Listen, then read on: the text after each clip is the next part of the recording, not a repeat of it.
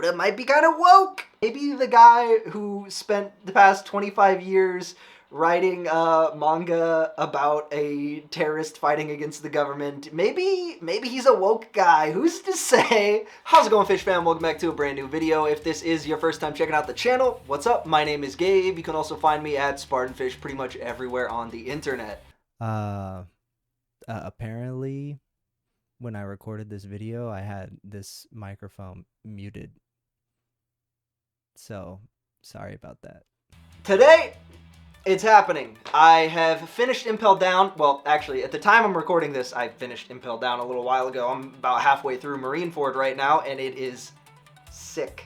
Impel Down is where One Piece becomes a story about, redemption, identity, and what freedom really means, not just for the world of One Piece, but when you kind of zoom out and you see all of these real-world comparisons that take place within One Piece, you kind of start to understand what freedom means for us. So with all that in mind, obviously these review videos are a lot different from my regular reaction videos. We're going to get a little bit more existential. Sometimes I find out more things that necessarily I didn't know when I was doing my reaction video. Like the Dante's Inferno parallels, because I haven't even touched a book in who knows how long, So the last time that, like, Dante's Inferno or Paradise Lost, anything like that entered into my brain has been at least like 15 years. I'm going to be talking about, and I know I already mentioned this, the ideas of sort of redemption and identity.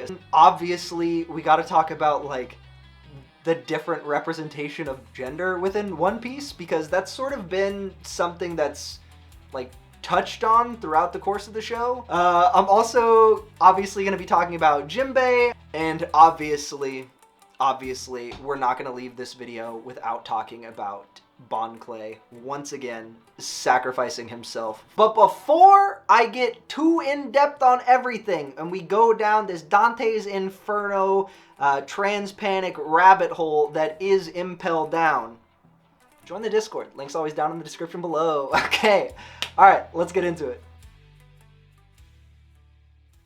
When I do videos like this, I try to put a little bit more thought and intentionality behind it, so I do a good amount of research. Initially, when I first watched Impel Down, the idea of it being like a foil to Dante's Inferno just never entered into my brain. But, talking to some of you guys in the comments and looking into it a little bit more, Oda sort of flips his interpretation of what Dante's Inferno is, or, what hell could be considered. It's been a theme that's talked about within, Severance, to state a more, like, modern reference. But the idea that human beings can create whatever kind of hell we want. Whatever the worst thing we can imagine for other people is, or the worst thing that we can create for ourselves, we can make that happen. They're not necessarily being punished for the sins that they've committed or, certain things that they've done.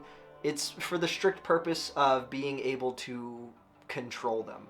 And that becomes more apparent the further down we go, especially when we talk about people like Jinbei or people like Ace, where they are put into the bottom levels of hell, not because they've committed the worst sins imaginable, but because they sort of dared to rebel against this overwhelming authority that is the world government. It's not, 9 circles as it is in Dante's Inferno. We have our 6 levels, or I guess you could say like 6.5 technically. Our first level, Crimson Hell, which is essentially just the first level where prisoners are kept,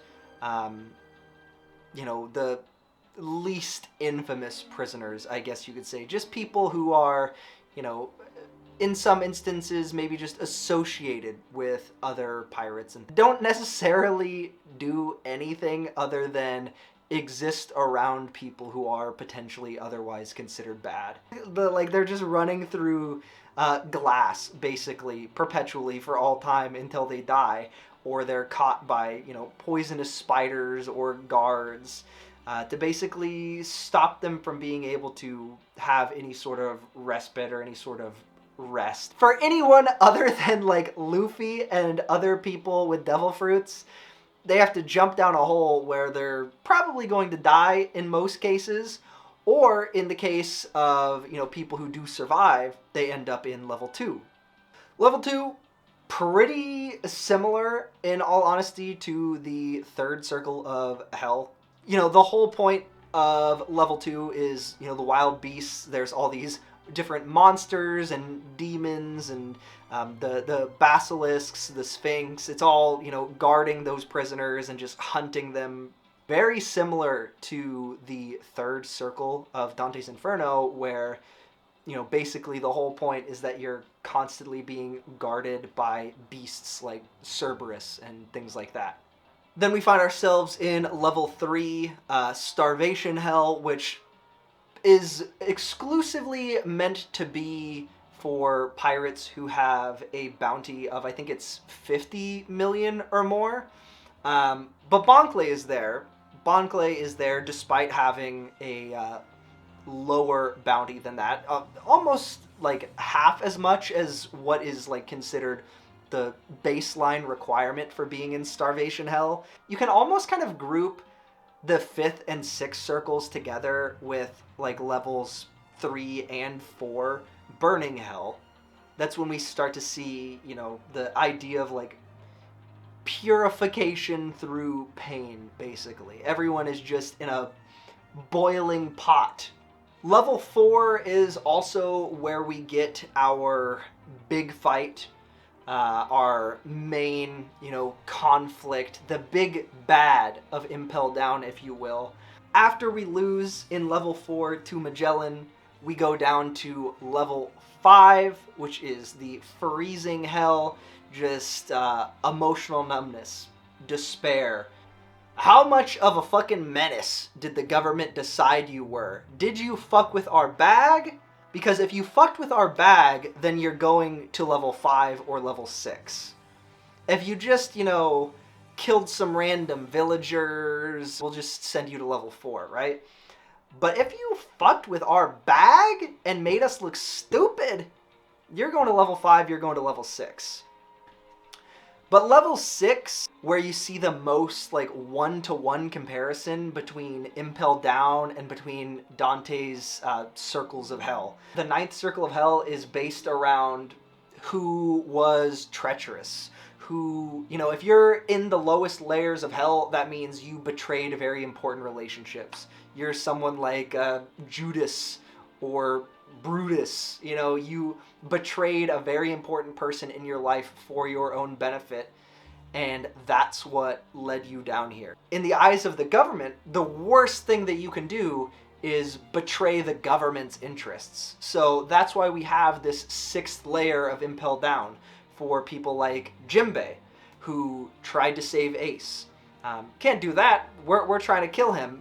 Despite the fact you're trying to prevent a civil war and save countless thousands, if not millions, of other people's lives, that's not a good reason for going against the government. We're the government. We're the good guys. If you're trying to go against us and prevent us from starting a civil war, then you're a bad guy, and we're gonna fucking send you to level 6. If you're someone like Ace, who was born into the wrong family, spoiler alert, I am halfway through with Marineford, so we can talk about the we can talk about the real reason why Ace is in Impel Down. The real reason he is sent to level 6 is not really based on anything that he's done. It's just strictly based off of his birth. So obviously at different points throughout the show, Oda touches on a lot of different political themes. Israel is not bad, but no politic here. I think Mali is going to destroy them today. No, I'm war criminal type activities. We're talking about you know, different oppressive systems that people just allow to operate, and it's not done very subtly. She's wearing the outfit, bro. I don't know what to tell you. I don't know what to tell you. If you are someone who has made it this far into One Piece and thought that the show was not political somehow, then there is a 0% chance you can watch Impel Down, see someone in that Hugo Boss ass suit, and say to yourself, nothing to see here. No political parallels to the real world at all. No, no, no. Like, I don't know how you function in day-to-day society if you are someone who is still under the impression that One Piece isn't a blatantly political show. I don't know what to tell you. The guy leading Impel Down, man, is a full-blown demon. If we want to get back to the Dante's Inferno comparison, man is a full-blown demon. Man becomes a human gas chamber. I don't know if I need to make more comparisons than that. Now, obviously, as we're going through that fight, it becomes more and more apparent that Luffy just doesn't stand any chance at beating Magellan. I kind of knew this from the jump, just based off of Magellan's ability. It wasn't going to be a fair fight for Luffy, because how is he ever supposed to land a hit on someone like Magellan? You know, until we get the boxing gloves montage where Luffy just suits up with Mr. 3. That was such a great moment. But in this first initial fight, it's so apparent that Luffy isn't going to win. Luffy almost died to Kuma while he was unconscious. Then Kuma comes to Sabaody, fucks up him and his whole crew. Then Luffy comes to Impel Down and gets washed by Magellan. And just having these back-to-back-to-back L's, and that's really all we can think about, like, throughout the second half of Impel Down, is just, like, what does Luffy even do here? Like, how do we contribute to this victory in any sort of meaningful capacity? Like, all I'm thinking as we're moving back up through Impel Down on our way out is, I don't think any of this even matters. But of course, this is One Piece, and One Piece is a story of conflicting forces. If it's not, you know, a story about anything else, it's definitely a story about conflicting forces. So while we have this, we'll say, regime running the world, while we have this world government and, you know, the Impel Down guard force, the sort of oppressors within there, we also have this underground network, this like chaotic anti-system force that's being ran by someone who we meet this arc called Ivankov. Now, Ivankov is not just someone who's operating within Impel Down. Previously, he was also the leader of the island that Sanji is on. He is also the right-hand person to Dragon, Luffy's dad. Outside of Bon Clay, Ivankov is also our first real introduction to like the idea of gender and like different sexuality within One Piece, I guess would be the fairest way to sort of talk about it. Given like the timeline of when One Piece was coming out, like in my brain as I was watching this part of the show, this like introduction of Ivankov, this introduction of Newkama, like I was just in my head sort of comparing it to like early 2000s, not even just anime, but just media in general, where the whole point of being like gay or being trans, anything like that, was that it was just like funny, goofy gaffes.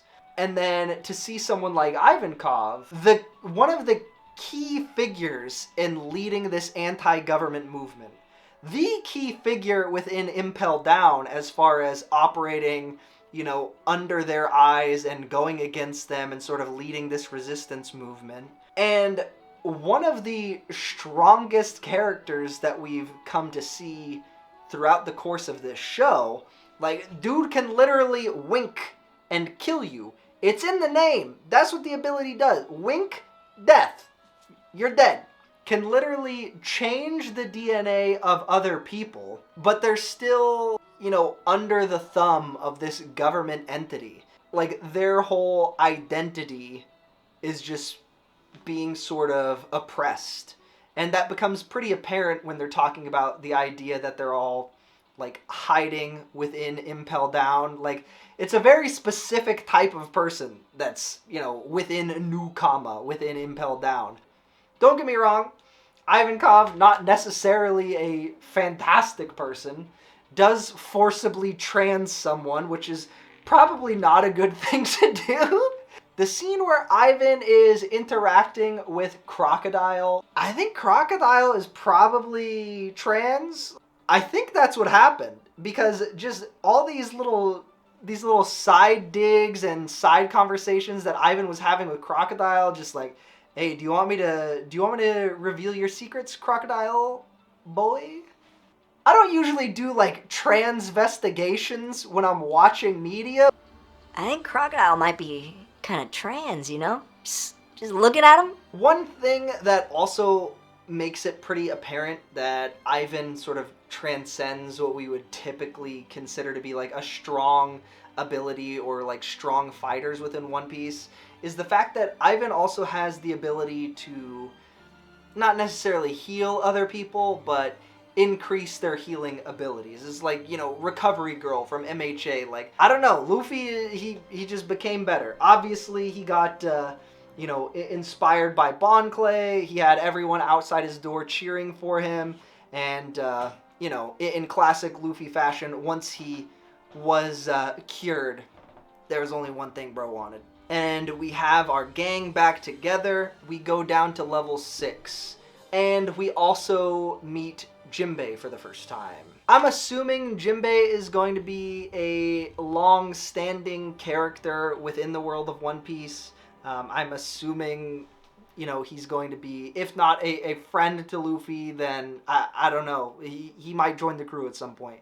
Jinbei very quickly becomes a character that I really, really like within the storytelling of One Piece, because he's able to really quickly like reframe the stakes. Like, the reason he got captured, it's not just about saving Ace, and it shouldn't just be about saving Ace for Luffy. I mean, don't get me wrong, it is. If Ace goes down, it's going to affect everyone. Every corner of this planet is going to be impacted.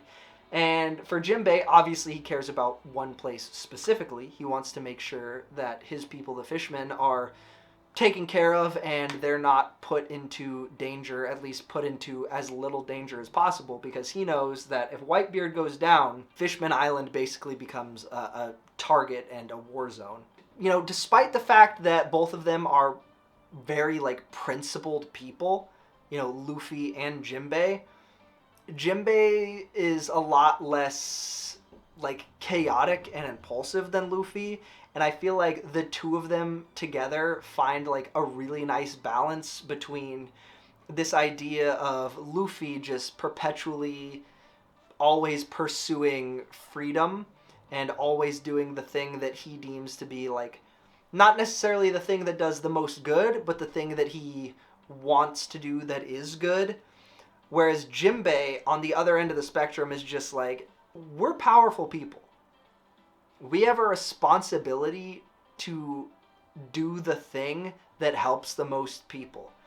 And I think just based off of this one-to-one interaction that Luffy has with Jinbei, this is going to be the start of him like seeing this bigger picture. Because ever since Water 7, like, Luffy, despite not really realizing it, or maybe just not necessarily caring about it, like, he's become a major figure in these worldwide global conflicts that are centered around like the freedom, the struggle for power, and the government oppressing its people. Like, and I'm hoping that because he's, you know, getting to talk more to someone like Jinbei, who sees that bigger picture and is able to put it into the perspective of Luffy's worldview, I'm hoping that the two of them together sort of balance each other out. More of like a revolutionary and less someone who's just sort of stumbling like ass backwards into these different events. And I don't know, I think having someone like Jinbei, who's like, the thing I want to do is make sure other people are taken care of,